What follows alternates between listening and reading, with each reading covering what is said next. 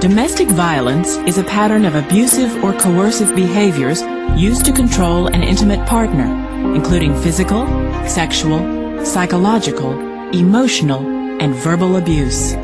Domestic violence occurs in current or former dating, married, or cohabitating relationships. Both men and women can be victims of domestic violence. Since statistically women are most often victimized, this CD primarily references women as being the victims. In a recent study, domestic violence and sexual assault topped a list of women's concerns. Around the world, at least 1 in every 3 women has been beaten, coerced into sex, or otherwise abused during her lifetime.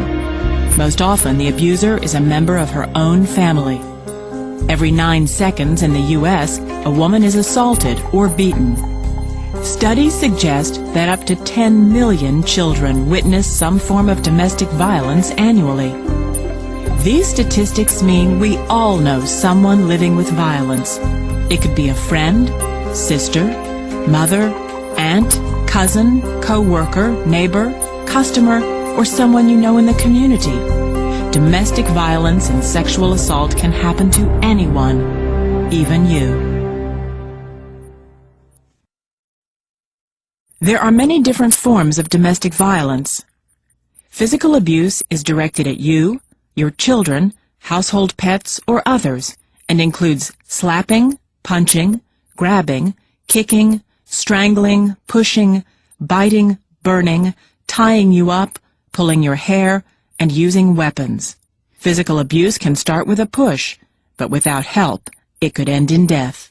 Sexual abuse is degrading treatment, being forced to do things you don't want to do, and being threatened or coerced into having sex or performing sexual acts. Other tactics of domestic violence include coercion and threats, making or carrying out threats to hurt you or others, threatening to leave you or commit suicide. Economic control, preventing you from getting or keeping a job, making you ask for money or giving you an allowance and taking your money. Abusing authority, treating you like a servant, making all the big decisions and acting like the master of the castle. Using children, using visitation to harass you, threatening to take the children away, and making you feel guilty about the children. Minimizing, denying, and blaming, making light of the abuse and not taking your concerns about it seriously, saying the abuse didn't happen, and saying you caused the abuse. Isolation, controlling what you do, who you see, and who you talk to, limiting your outside involvement, and using jealousy to justify actions. Emotional, putting you down, making you feel bad about yourself, calling you names, making you think you're crazy, humiliating you, and making you feel guilty. Intimidation, making angry or threatening gestures, using physical size to intimidate, blocking doorways during arguments, driving recklessly, making you afraid by using looks, actions, and gestures, throwing and breaking things, punching walls, and displaying weapons. Domestic violence is about power and control. The victim can be a teen, an older woman, an immigrant, have a disability, or be in a same-sex relationship.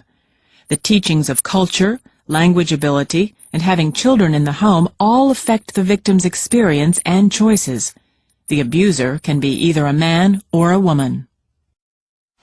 I guess one of the things that's frustrating, sometimes people don't understand how we can fall in love with somebody who is violent and abusive because they don't realize that that's not how the relationship starts out. I met my ex-husband, we were high school sweethearts, and he was wonderful. He was the kindest person I'd ever met. He was a real gentleman. He would hold the door. He didn't drink, and I thought, from growing up with my father, who was only abusive when he drank, I thought, this is wonderful. I assumed that if people didn't drink, they couldn't be abusive.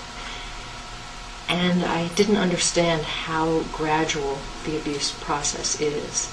That in the beginning, he would say, well, don't take the subway or the bus. I'll give you a ride to your sisters or your cousin or to the store. Well, that was wonderful. Who wants to ride on the New York City buses and subways? Sounded good to me. But then it was his choice. You can't go on the bus. You can't go on the subway. And initially I thought, oh, this is how much he loves me. He doesn't want me to be in danger. And I didn't see what kind of control he was beginning to exert. And I wanted to believe it was out of love, and I didn't understand that he did not have my best interests at heart. And I came from a close family and had girlfriends I'd go shopping with, and initially it would be, if you really love me, you won't go shopping with your girlfriend Saturday. You won't, even with his mother, you won't go with my mom to the secondhand stores, all the little places we like to go.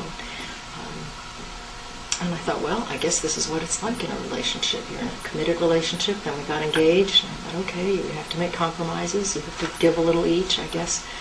I don't have to go shopping so much. And I didn't even realize that it was almost nothing.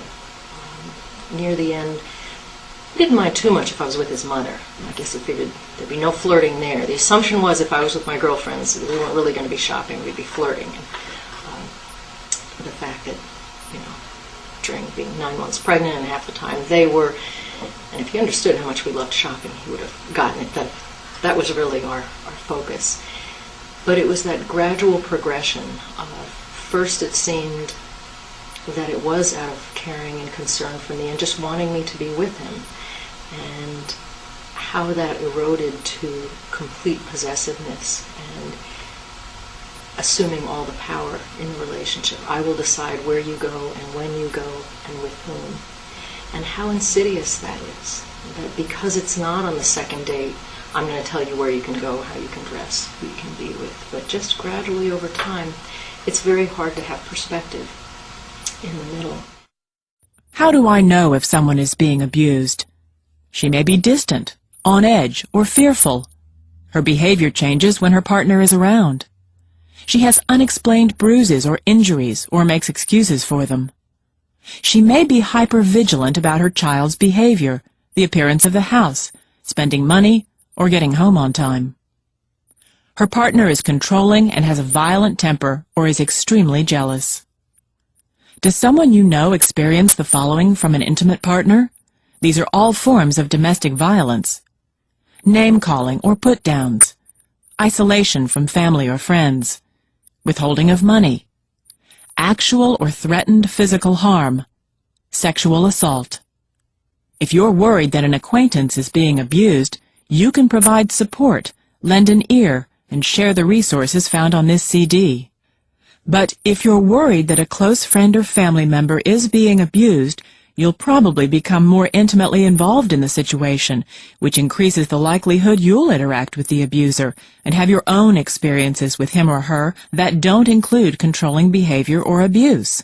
Many abusers can be charming and lovable in social situations while still being extremely controlling and violent in their intimate relationships. Domestic violence isn't caused by alcohol or substance abuse, stress, anger, or communication problems, and these should not be used as excuses or justifications for domestic violence. However, these elements can contribute to making the abuse worse or escalate it at a more rapid pace. Domestic violence is a choice. It's not a way of losing control. It's a way of trying to achieve it. In speaking about the behavior of abusive men, batterer expert Lundy Bancroft says, "Abuse grows from attitudes and values, not feelings. The roots are ownership, the trunk is entitlement, and the branches are control." Abusers are controlling, feel entitled, twist things into their opposites, disrespect their partners and consider themselves superior, confuse love and abuse, are manipulative, strive to have a good public image, feel justified, deny and minimize the abuse, and are possessive.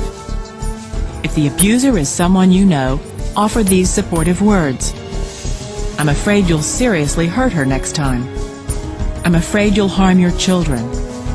It will only get worse. I'm here for you when you're ready to change." No one, including you, has the right to abuse or hurt another person. A victim can't control an abuser's behavior. The abuser must be held responsible for his behavior, or the violence will only get worse. If the abuser is in a professional battering intervention program, that's not a guarantee the violence will stop in the short or long term, but it is a step in the right direction. Remember, domestic violence is a crime.